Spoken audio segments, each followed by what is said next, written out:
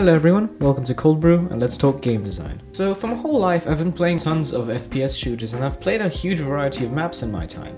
And a peculiar thing I've only noticed recently is that an awful lot of them follow the same exact principle. I've come to realize that an astonishing number of maps are structured in a simple 3-lane fashion. Don't believe me?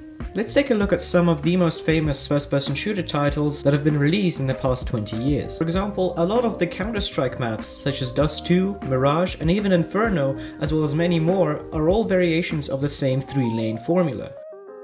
Next, Call of Duty also has a lot of 3-lane maps, prime examples being Nuketown, Firing Range, and even Crossfire. Hell, even Titanfall 2, a game with a completely different playstyle than the previous two, has most of its maps being almost the exact same 3-lane layout. Funnily enough, this template comes from an entirely different genre of games. MOBA games like Dota and League of Legends are probably the pioneers of this formula.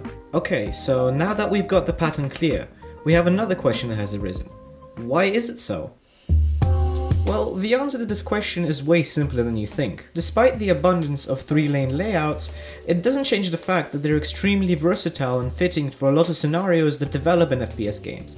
Let me explain. A key part of an engaging action or tactical shooter game is movement and flanking. The 3-lane layout gives life to more dynamic matches, as players are now confronted with more movement opportunities as well as angles they need to defend, as opposed to teams just being stuck on a choke point for 70% of the game. Speaking of choke points, the 3-lane formula also relieves a lot of tension on them, as it opens up more opportunities to flank and approach the enemy from a different perspective.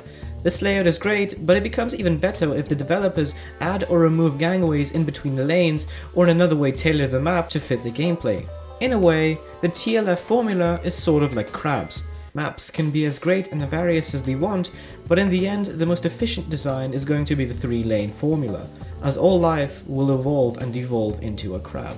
Sure, the crab can have a longer legs or a bigger claw, but in the end, it's still in its essence a crab. Okay, I know this is really confusing, but I think you get the point. Anyway, I hope you learned something new, and be sure to like the video if you liked it, dislike if you don't, subscribe if you want to see more content like this, and comment on what you think about 3-lane map design. As always, this was coldbrew, thank you for watching, and until next time. Ciao!